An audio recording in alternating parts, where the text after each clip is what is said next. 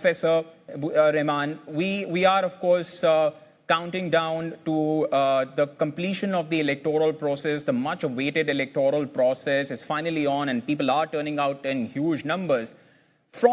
I want to understand that from an international communication perspective, since South Era Network is an international channel, how is Bangladesh's democratic transition being framed globally? How's the world looking at it? And what role does media, both traditional and digital, play in shaping international perceptions of this election? Thank you for having me. You have raised a very broad question.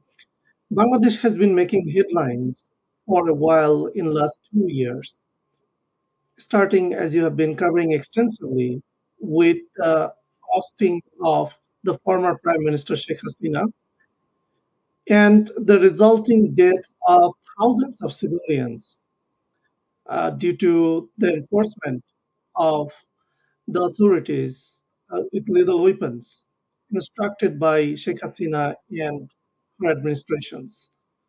So people have been eyeing into what happens in Bangladesh with also Dr. Muhammad Yunus's leadership. Um, we saw a lot of news were largely negative, where both in international media and in local media, especially in social media, we saw it was about mob violence, deep polarization, hate speech, as well as deployment of AI generated deep fake video, audio, photo cards as such. So digital media in Bangladesh, it has extended for international people to see what's going on, an opportunity to them. But at the same time, it has deepened polarization and misinformation as well as disinformation within local politics. And in fact, Mr. Rahman, you're making an important point. And in fact, I have read some of your work. You study digital media and social change with such deep perspective. And that's why I want to understand from you that we have seen social media play a transformative role. I mean, everyone knows in Bangladesh's July revolution. How sustainable do you think is digital activism as a force for democratic consolidation? And on the other side, what are the risks? Of course, thank you. Social media has proven its worth as a mobilizing tool during the July uprising, before that, as well as afterward. But can it be sustainable for long run?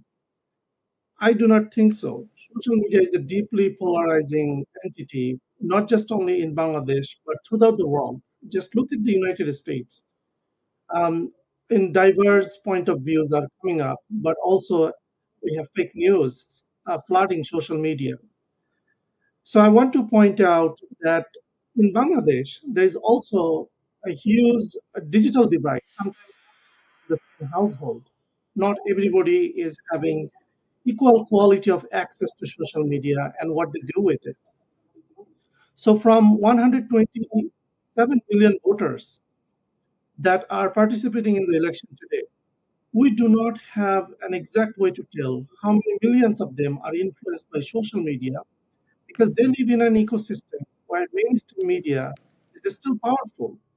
And more importantly, you may have noticed that all parties participating in the election, they have utilized in-person campaign, going door to door, speaking with people, often with bribing them for voting.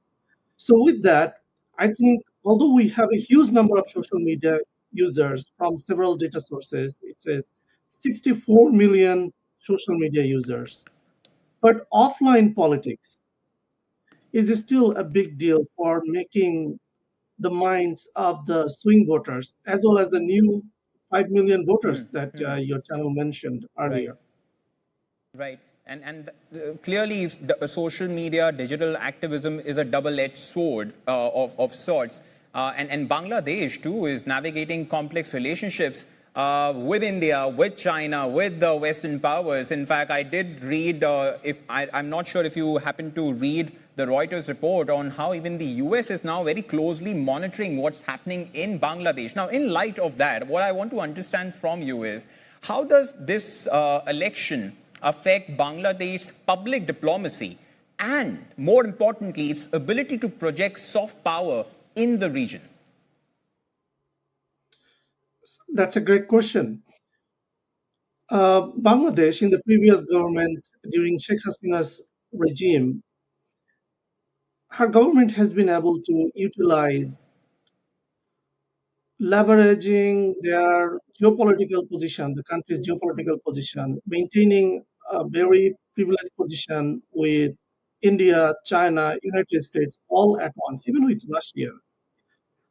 You can look at the mega construction projects as well as military investments, trades. You can see that Bangladesh, Sheikh Hasina's regime utilized an opportunist position in making contracts with whichever governments was willing to give or invest large amount of money. Now, afterward, it now has appeared as an unstable, politically divided, and most importantly, an insecure locality where rule of law and the protection of life are being questioned. Are the minorities secured? Do they have equal voice in social media and offline in the analog media? Are their voices being heard?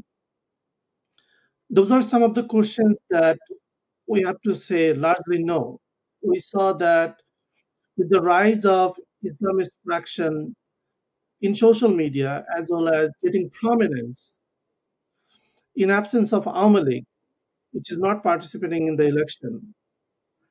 Now, there is very little room for minorities to speak up. Right, We can also add indigenous minorities, religious minorities, ideological minorities to that. right, So right. Bangladesh is facing a very critical juncture in which the election decision or the result will also seal the fate of the future of the country, in which direction it will be going.